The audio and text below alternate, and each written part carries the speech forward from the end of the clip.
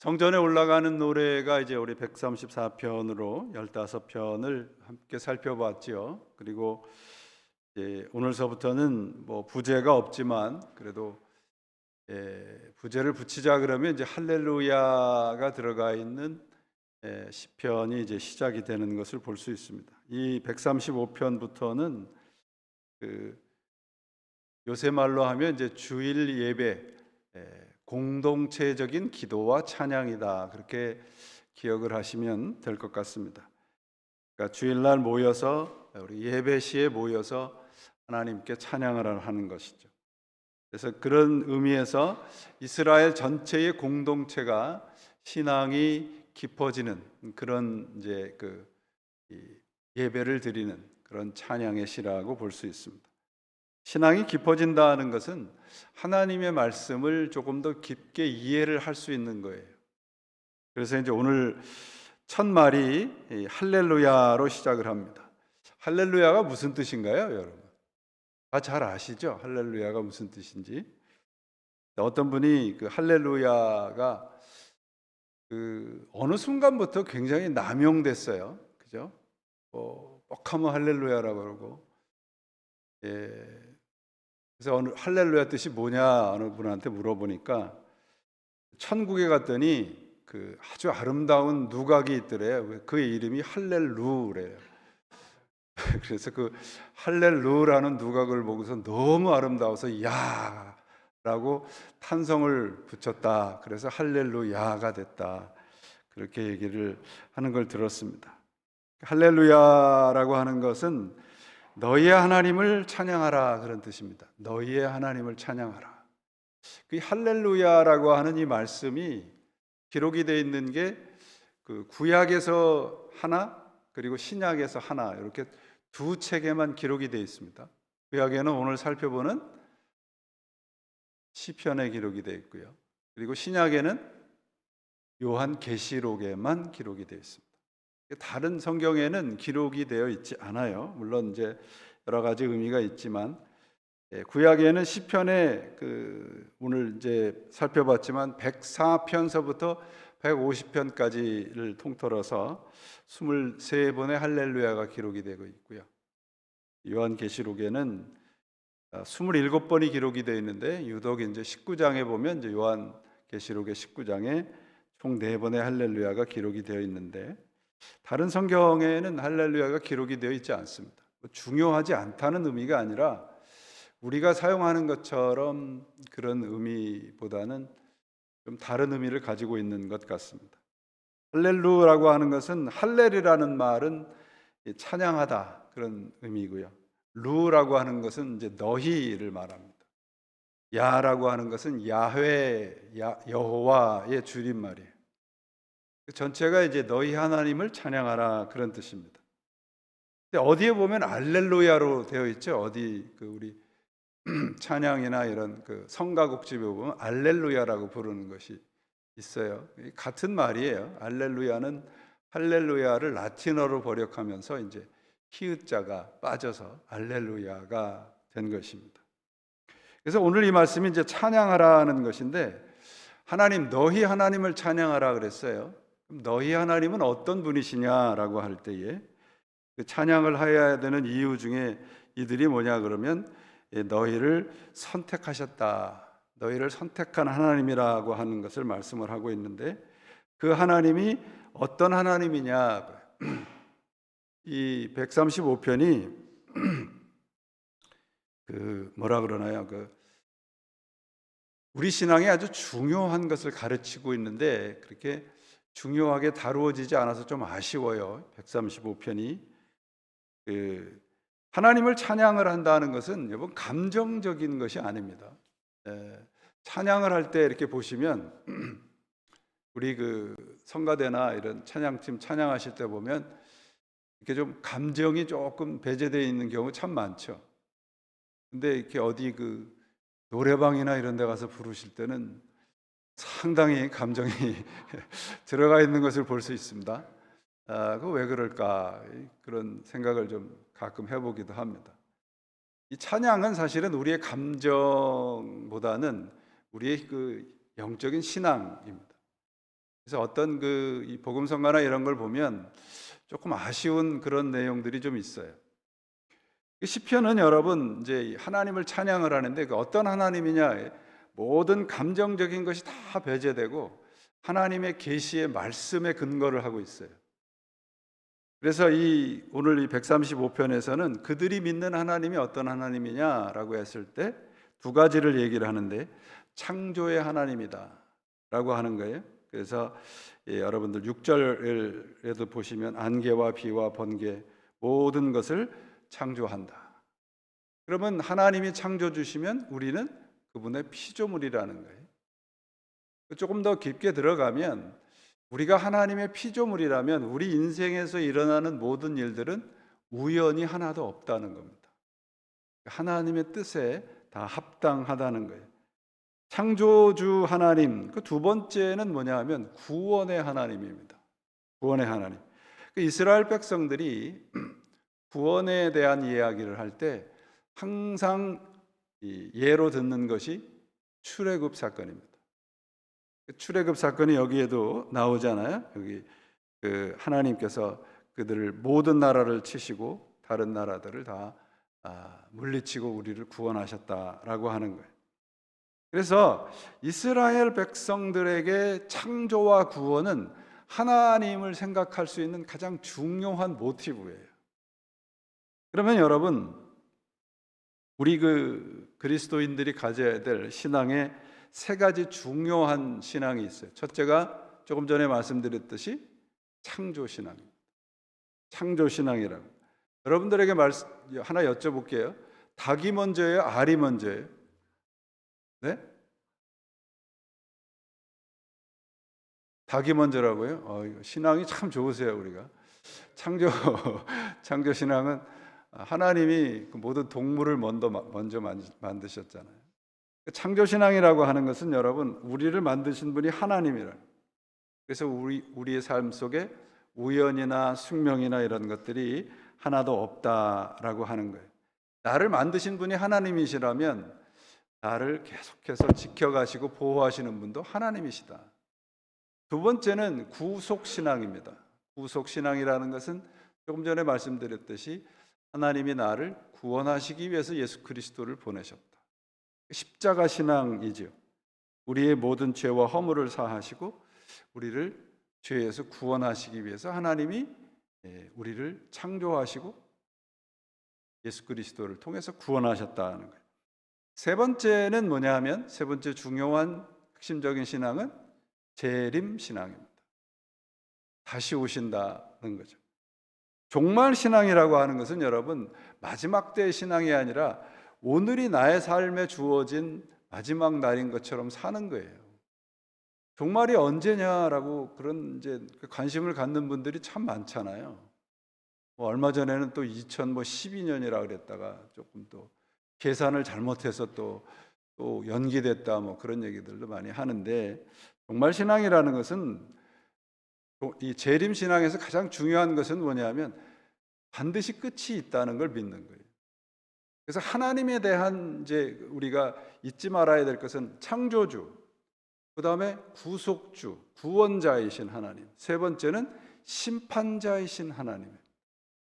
그러니까 이 하나님에 대해서 우리가 찬양을 하는 거예요. 하나님이 우리의 창조주 되시고 구원자 되시고 심판주 되시는 거예요. 이것이 우리의 찬양의 근거입니다. 그러니까 이스라엘 백성들이 예배할 때마다 모여서 이런 하나님을 찬양하는 거예요. 그냥 감정에 치우친 찬양이 아니라 말씀을 근거로 한 찬양을 하고 있는 겁니다. 그러니까 이들이 이렇게 이제 찬양을 하다가 이제 15절서부터 보시면 이제 우상에 대한 이야기가 나와요. 우상에 하나님한테 영광을 돌린다는 것은 이방의 우상을 거절하는 것을 말합니다. 여호와께서는 우리의 삶의 모든 것을 간섭하고 계시잖아요. 그런데 우리가 자꾸 다른 생각을 하는 거예요. 우상이라는 것은.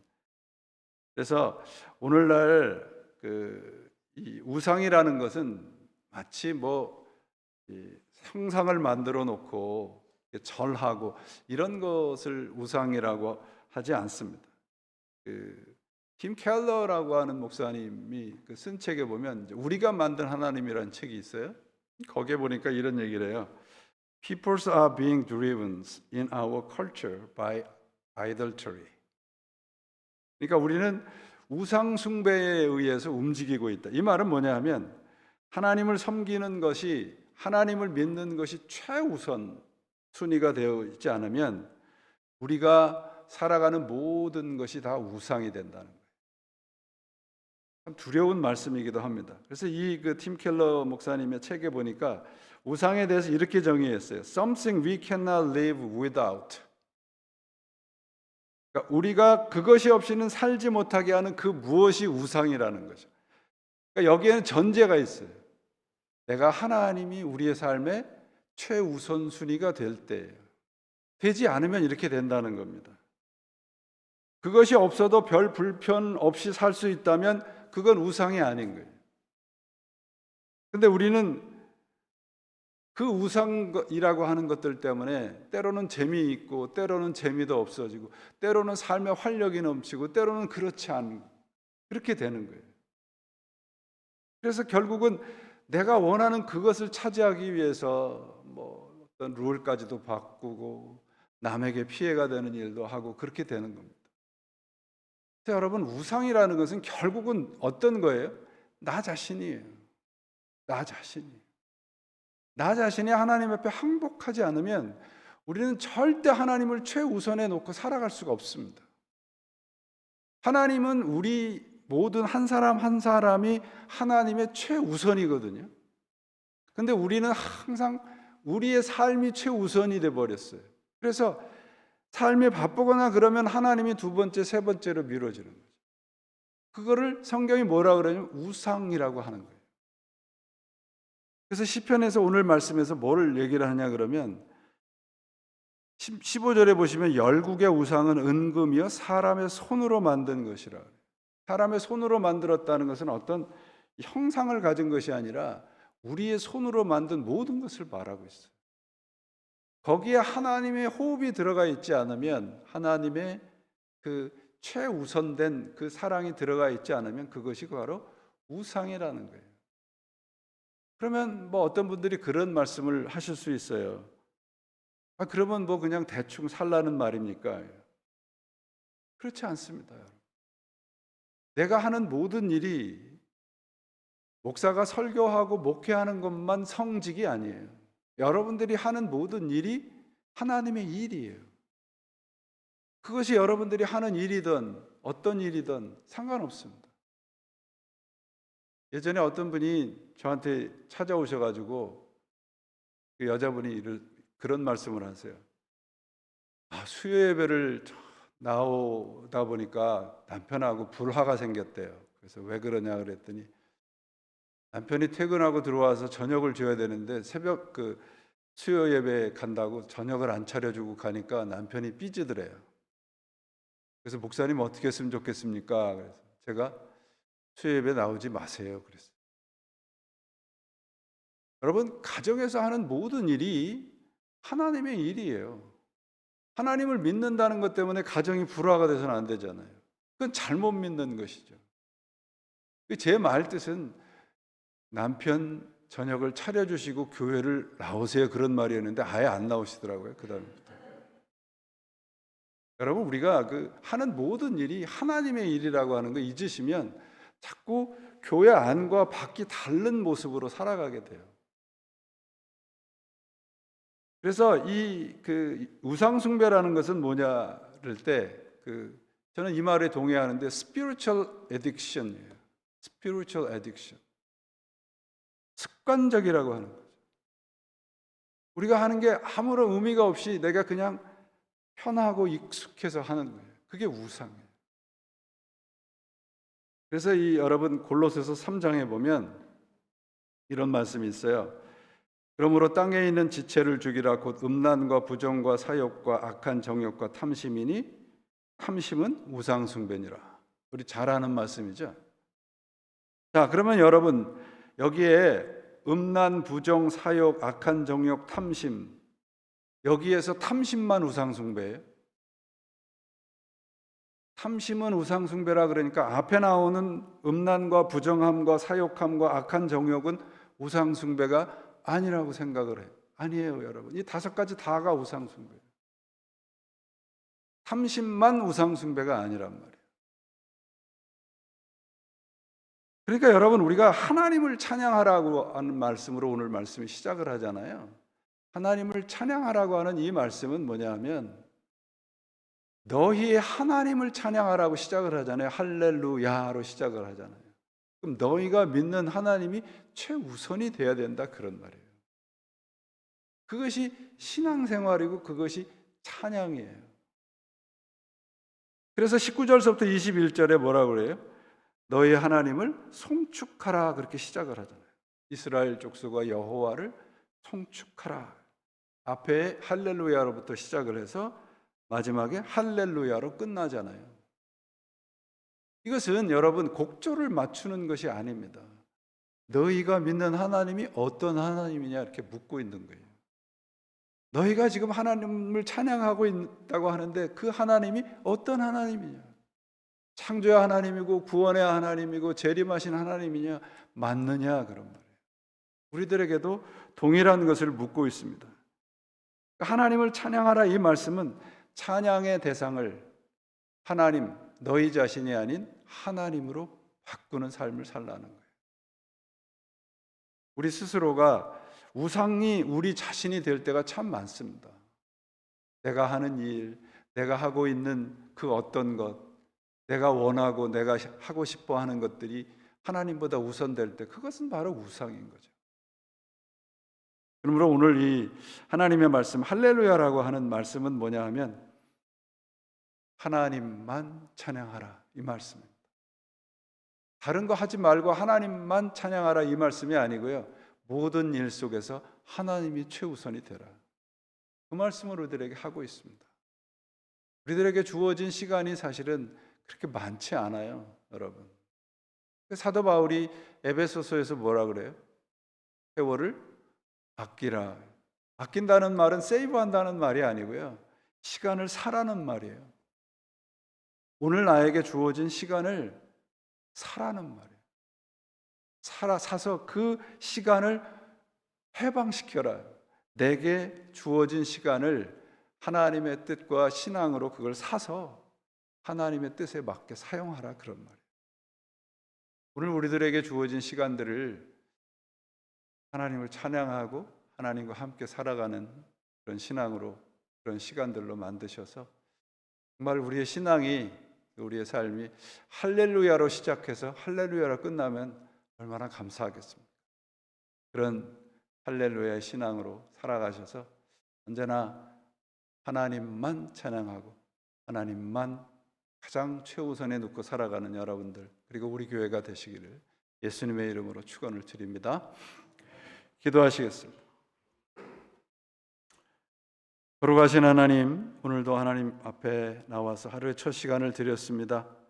이 첫 시간을 드린 마음으로 이 하루를 살아가게 하시고 우리의 삶에 언제나 하나님이 최우선이 되는 그런 삶을 살아가도록 도와주옵소서. 할렐루야의 찬양이 입술의 찬양이 아니라 우리의 삶의 찬양이 되도록 도와주시고 언제나 어디서나 하나님만 믿고 의지하고 찬양하는 저희의 삶이 되도록 역사해 주시옵소서. 오늘도 하나님의 말씀을 가지고 이제 흩어져서 기도합니다. 그 기도의 자리 찾아오시고 하나님의 응답 허락하여 주셔서 내 하나님은 언제나 나와 함께 계시다라고 하는 놀라운 우리의 삶의 간증들이 차고 넘치게 하여 주옵소서. 하나님께 모든 것 감사드리며 우리 주 예수 그리스도 이름으로 간절히 기도합니다. 아멘.